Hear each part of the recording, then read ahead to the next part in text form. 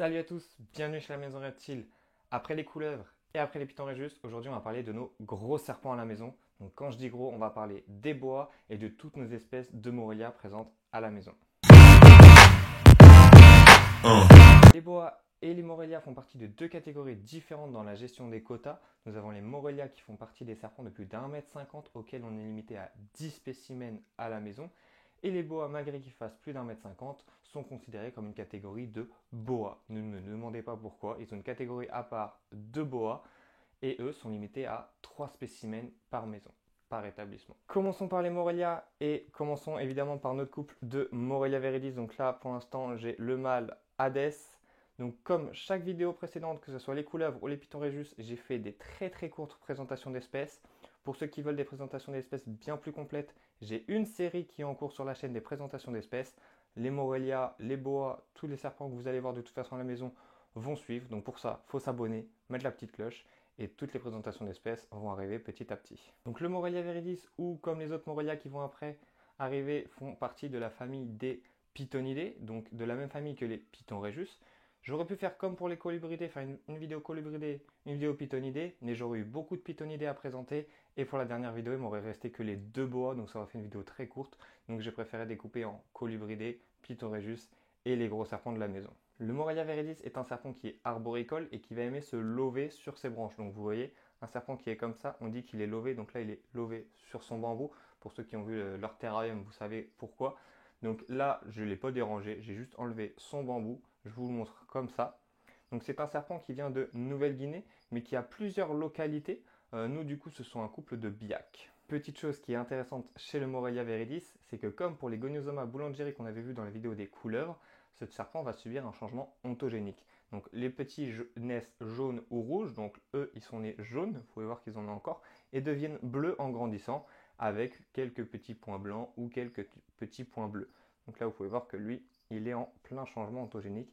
Mais de toute façon, parlons maintenant de nos deux spécimens. Donc à la maison, comme je vous ai déjà dit, on a un couple de biacs. Donc là, on a le mâle et la femelle qui est là-bas.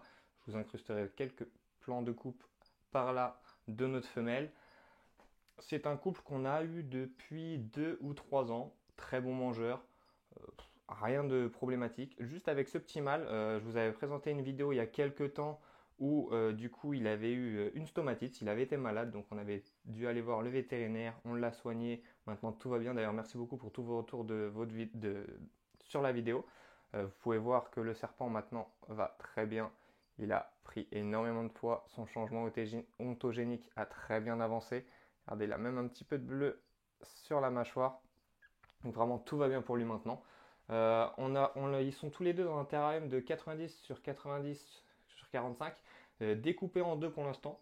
Ça va encore évoluer, on a encore des projets de terrarium pour eux. Ça va venir petit à petit. On leur avait préparé leur terrarium en vidéo sur YouTube, d'ailleurs une vidéo qui vous avait bien plu, hein, elle avait fait plus de 1000 vues, donc ceux qui ne l'ont pas vu, n'hésitez pas à aller la voir, c'est un magnifique terrarium avec plein de bambous, que ce soit pour se lever ou en fond, donc un très beau terrarium. Sinon, que dire de plus? C'est une espèce qui mord de temps en temps. Elle peut être assez agressive, mais surtout assez sur la défensive.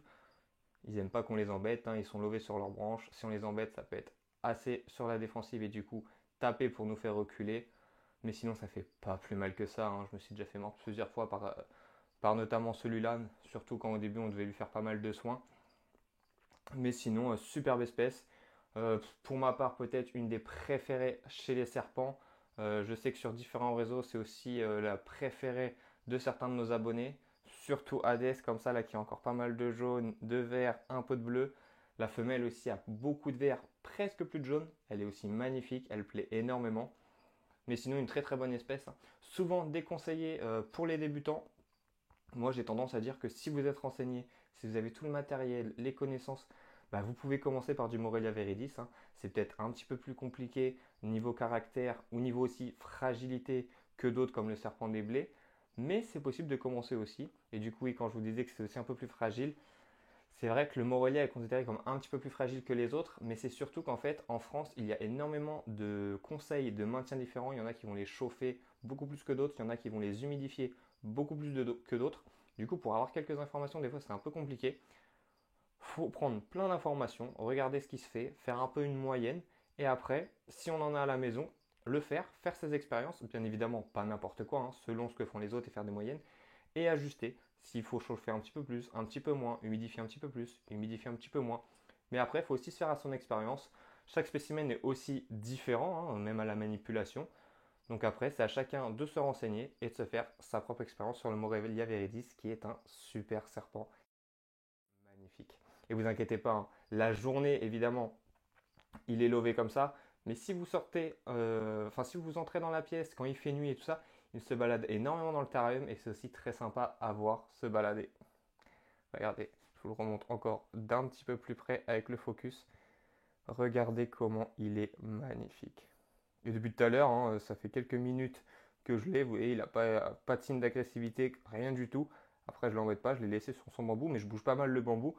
C'est pas grave, lui il est lové, il est tranquille. Tant que je viens pas l'embêter. Regardez-moi comment il est trop beau. Allez, je vais le mettre dans son terrarium et on va passer au prochain serpent. Ensuite, parlons des Morelia bradley. Donc celui-ci, on le retrouvera plutôt en Australie et surtout dans la partie nord. Il va subir aussi un changement autogénique, mais beaucoup moins flagrant que le Morelia viridis, hein, vraiment.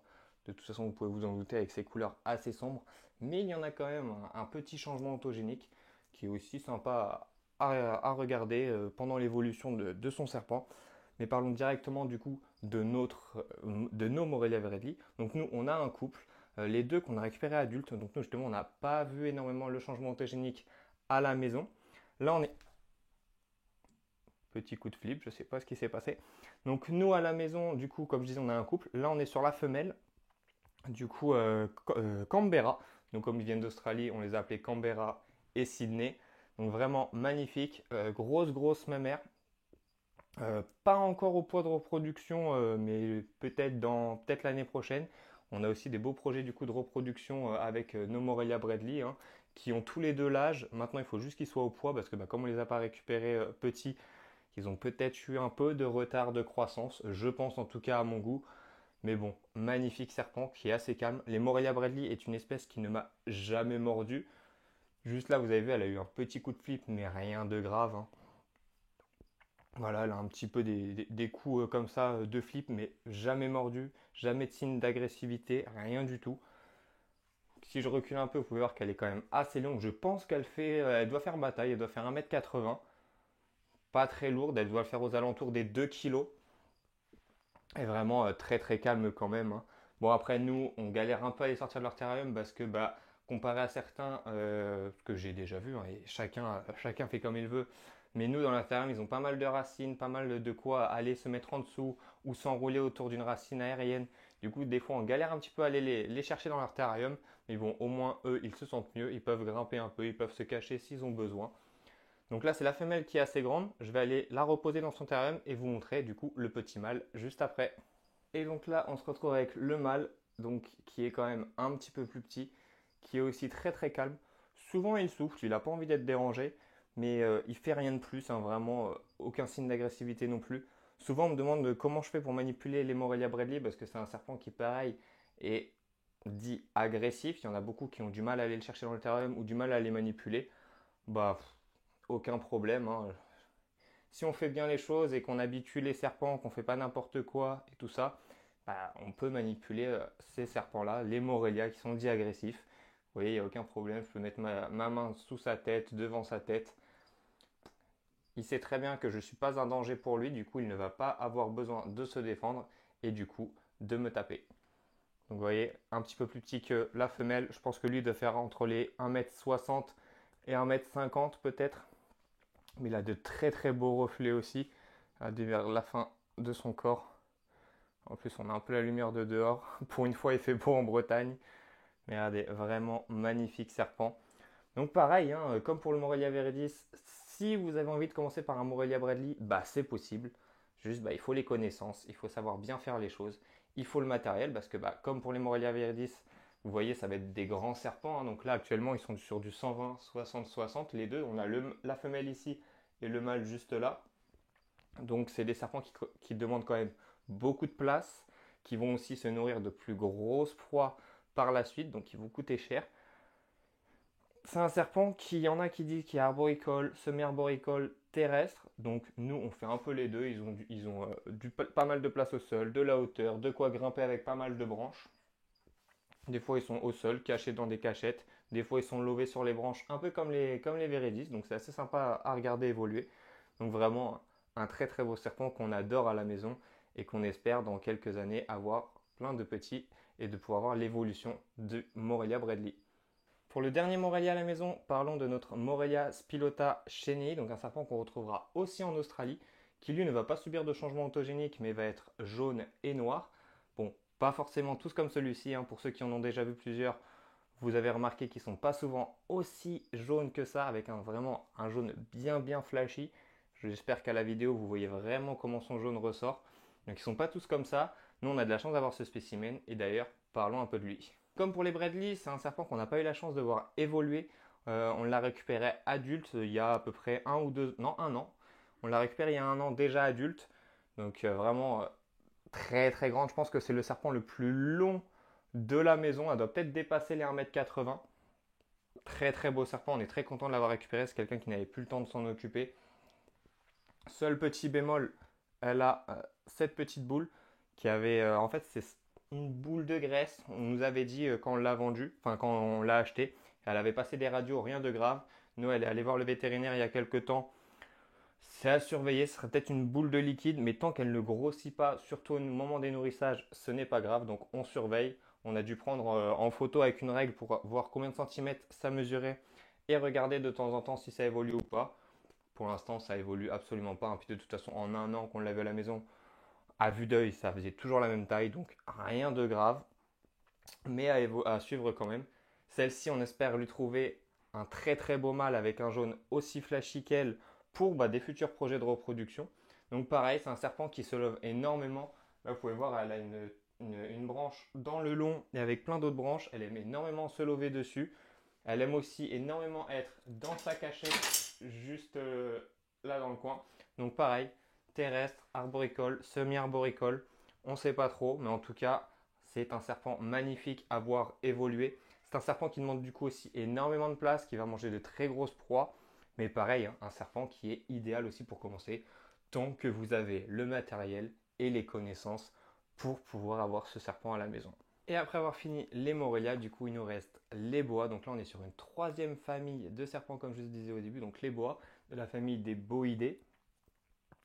Contrairement aux couleuvres, aux pitons Régus et aux Morelia qu'on a déjà vu dans les précédentes vidéos ou au début de cette vidéo, les boas vont être ovovivipares, donc c'est-à-dire qu'ils ne vont pas pondre d'œufs en fait. Les bébés vont sortir comme ça de la femelle.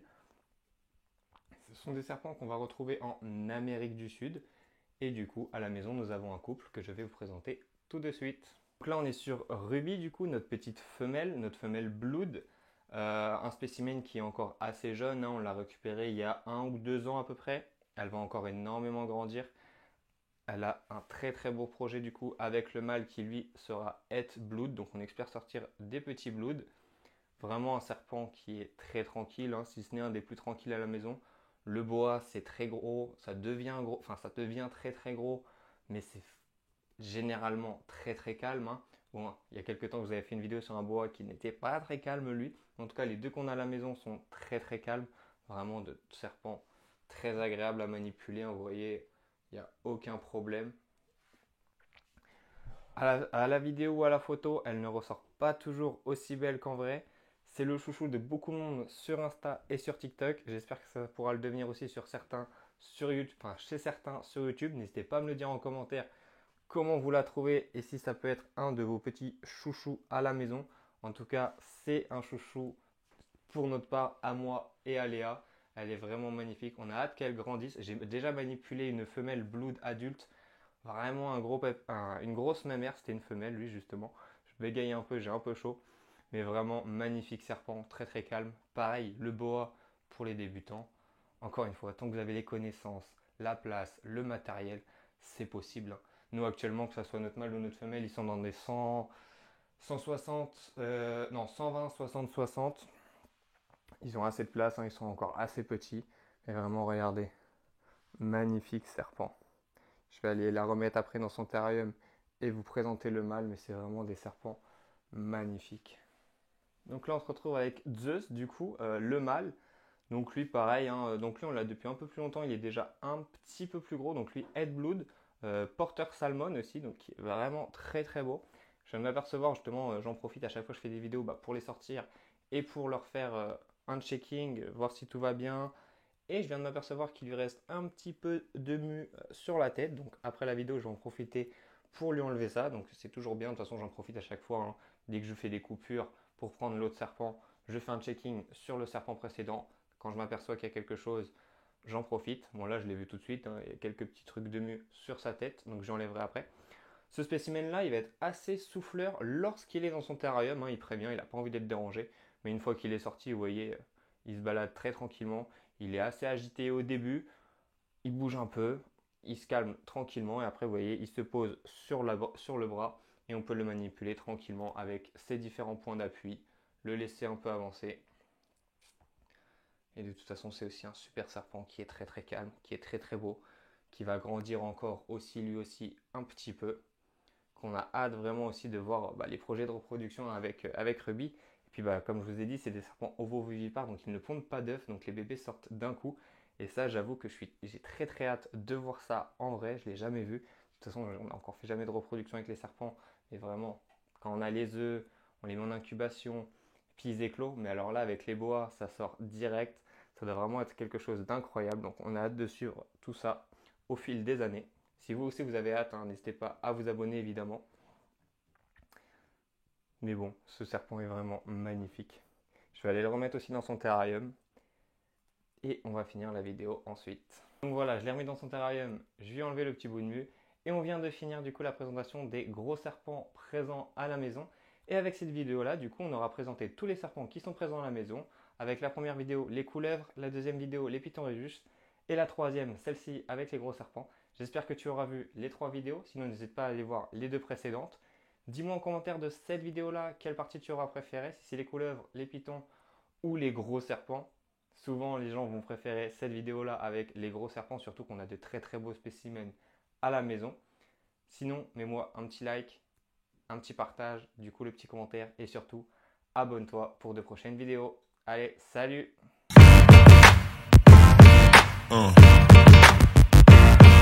Yeah. Yeah.